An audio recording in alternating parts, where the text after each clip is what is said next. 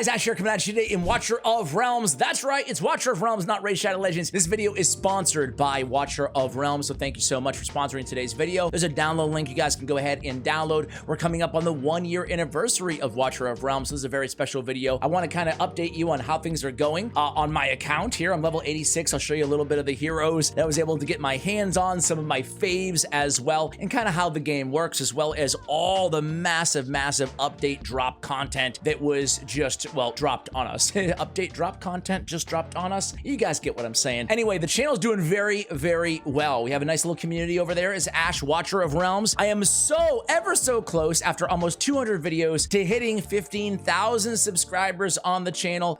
So thank you all to those guys out there and gals who have joined me on my Watcher of Realms journey. So we have a lot of tier lists, a lot of summonings, a lot of beginner's guide type content, a lot of hero guides for you guys in the game as well. So one of the things they just added to the game right now is they already have like a very robust and honestly a super fun guild wars inside the game, right? This game, again, not even a year old here, and they already have a lot. They have a lot. There's a lot to get to here. Immortal Codex, we're not even going to talk a lot about this, but these are all like individual bosses, new bosses with new mechanics. There's definitely a reason to use almost every single champion hero in this entire game because there's such a diversity and array of different content and bosses and dungeons inside this game. There's the normal faction wars, there's gear raids, there's 2 brand new gear dungeons, gear dungeon 1, gear dungeon 2. We call them gear raid 4 and gear raid 5 colloquially in the game. So we'll take a quick look at those in just a moment here. But yeah, there's a lot to do.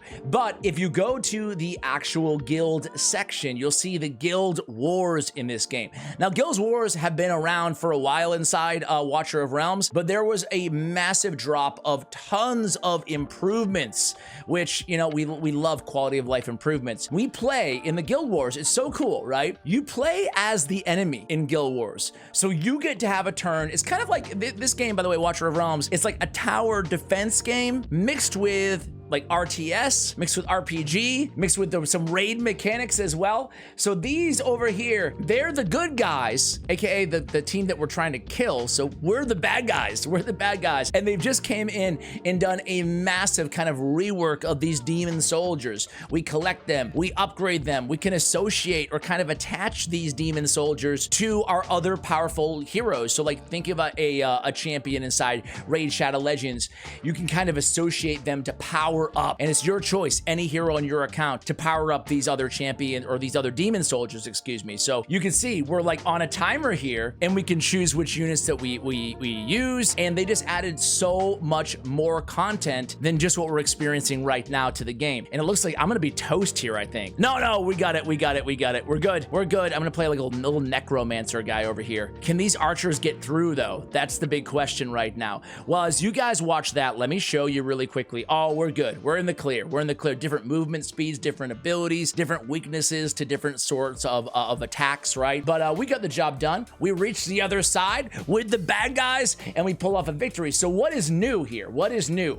Check this out, guys. The demonic crusade just went in the game just a few days ago, right? From the time of this recording. We have a main stage, but then we have daily challenge stages. How cool would it be to have daily challenge stages in Raid, right? Like, I love the idea of a new challenge every day for awesome rewards. So the challenge stages will obviously change quite a bit. There's new map mechanics. There's powder keg, molten lava, bulwark. There's new demon soldiers always being added to the game of different rarities that do, you know, really cool kind of unique things, like the Fool here, a support demon soldier that periodically grants shields to nearby allies, making front row demon soldiers more durable in battle, which is kind of a necessity right now because the meta is building these super tanky on defense, super tanky units, and then it makes it very difficult to kind of get through while your DPS shoot them down. But now we have some shields thanks to the Fool that we can utilize on our side of the map. And the best part about the Fool is he's legendary, but everybody can get their hands on him eventually vis-a-vis these stages that we deal with every day. So kind of like a stretch goal type thing. And speaking of stretch goal type things, as we see the victory screen, never get sick of the victory screen in these games, right? This is my clan versus clan right now, the battle going on, and you can see risen from ashes in the unknowns Ooh, it's a tight one here, but we have a lot of attacks left. So I think, hopefully, knock on wood, we'll come away with a victory here in our guild war. There's a guild boss. You guys are familiar with guild boss. Mechanics are a little bit different, obviously, in this game, but I'll just show you it just for the heck of it here. But it's cool the way that they built guild boss inside this game, right? A lot of strategy involved. I'm on an auto fight right now, right? You can see kind of my team over here, but obviously the tiles that they're placed on is important. There's different, you know, parameters, different abilities that you can kind of activate depending on the location and the configuration of heroes on your team as pertaining to like who's around them, right? So there's a lot of like buffs, area effect, heals. You guys get it. You know, we have marksmen, we have mages, we have fighters, we have defenders, and we have healers in this game. So 5 sort of classes of heroes inside this game. Now, I think we just missed it here, but it's a 5-minute battle every time on Guild Boss inside Watcher of Realms. 5-minute Destructive Spit. This, we have to break that shield by the time Destructive Spit is cast, otherwise our whole team gets wiped. So the shield is always at certain times, okay? So certain time thresholds, you know that Destructive Spit is going to be cast, and you know you're gonna have to do some heavy damage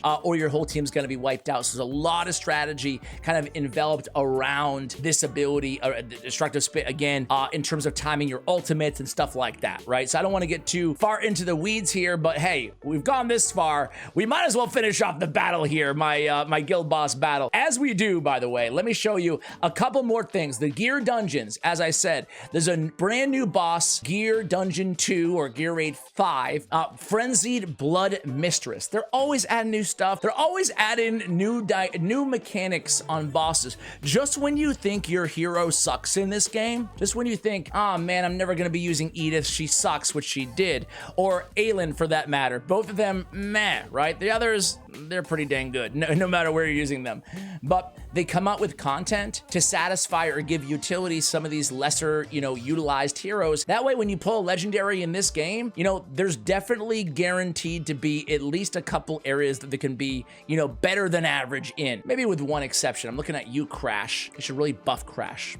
So anyway, our guild boss battle is done for the day, guys. So I want to do like an arena battle because I've never talked to you guys about PvP inside this game. But first, I want to show off my heroes. The crown jewel of my account, the most powerful hero on my account is Silas. He's fully awakened. That means nothing to you, but in this game, think of awakening as empowerment, right? So when you have a fully awakened hero in this game, or fully empowered hero in Raid Shadow Legends, instead of just awakening or empowering them for only stats, in this game, when you empower or awaken a hero or champion, it gives you an ability, right? Increases the attack speed by 100 when his, you know, Shadow Cloak, his passive is in effect, right?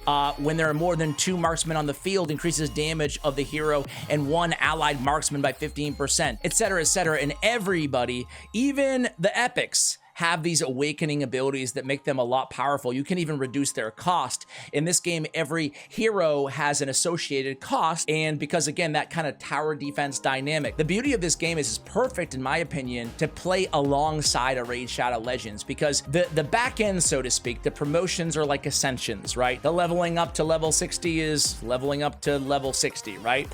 The stats you'll be familiar with: HP, attack, defense, cost, block. Block is basically how many units you can block if you're a defender, if you're a ground unit, before they get to your portal, like that tower defense, mechanism. Attack speed, crit rate, crit damage, healing effect, obviously, you know, affects your healing, right? And then they have an artifact on top of their gear. So the gearing system is I would say it's strategically dense, but it's very easy to kind of pick up and get a handle on, right? Especially if you're coming from Raid. A, HP percentage. A, attack speed. Rage regen. Rage regen's a little bit different. Probably picked like the worst example in Mari in terms of something you guys will be familiar with. But hey, how about this? Defense bonus, defense bonus, defense bonus. We can understand that, and there's flat stats and there's percentage stats, just like in Raid in this game as well. But yeah, so my crown jewel is going to be Silas, right? Silas, A5, we love him. But some of my favorite heroes in the game, one of the best heroes, just in case you're just starting out on this game right after watching this video, one of, if not the best heroes in the entire game is an epic, and her name is Dolores. Look at lovely Dolores. The graphics in this game are really, really nice. Character models are insane. But this is Dolores If you're lucky enough to get your hands on her, congratulations, because she's an absolute game changer. The most used champion in the game, in the end game. Dolores, even over legendaries. That's how crazily insane she is. We get Mari for free in this game, so take advantage of her. She's great for control. And then we get Olog. When you unlock Void Rift, I think it's around level 30. One of the best tanks in the game. He's free, again. One of the best epic fighters in the game. You get him for free on day 7, I want to say, right? So starting out this game, Mari and Wrath should be your first focuses in terms of heroes that you want to focus on until you get Olog. Now, after day 30, they added another beast. It's Greed, this two-headed monster. You can get your hands on this dude as well. So suffice it, he can do some really nice damage as well as some control as well. So suffice it to say, you're given a lot of great options in the early game. This is who I would focus on. Iona is also a good damage dealer. Let's do one quick arena battle before we end this video. Oh, I was having some fun with this team. So I just did a video guide on him. I haven't even released it yet. But this guy, Voroth, I just did a guide on him. He's a fighter and he's insane. He hits so fast. So this is how arena works right now. So these mobs are going to spawn from over here, right? Up at the top. And they're going to try to kill my portal before they kill my opponent's portal, right? My job is to stop these dudes over here, right? And kill, basically protect my portal by the time that my opponent's port doesn't protect their portal. That was the most convoluted, disgusting description of this PvP I've ever done. I apologize for that. But you guys get the point, right? So, because they're still killing their dude on that side of the arena, that's the guy I'm going against, this guy, so Cadence, is gonna do extra damage. So you benefit from the faster that you can kill, you benefit, right? So now I have my Crown Jewel Silas, and he's ready to go. We're gonna use his ultimate as well. I'm kind of covering up the ultimates, but how it works is you can see Silas's face right next to me. I can press his face to do his ultimate attack, and usually it's a lot more damage for DPS or a lot more healing or whatever, depending on who you're using, right? So timing your ultimates, timing and placement is key in this game, right? So let's go ahead and pop this ult. Watch Silas when he starts doing damage here. Look at how fast he absolutely annihilates these mobs. Oh, and I feel like I should, every time I talk about Watcher of Realm, just mention a little quality of life perk they have in this game. Free gear removal permanently. Yeah, once you have one piece of gear, essentially an artifact in this game, you can move it around to any of your heroes at any time, free of cost. So once you get a really nice piece of gear in this game, it doesn't feel like it has to be associated or tied to just one hero. You can use that gear on literally everybody and just move it around every team as long as you keep track of it, because it's all totally free. That's just one awesome quality of life difference in this game that I think you guys would really enjoy. We're going to end the video there, but suffice it to say, a lot to be excited about in Watcher of Realms right now. Perfect time to go ahead and download using the link in the description below or the QR code on the screen. Much love, and as always, take care, guys.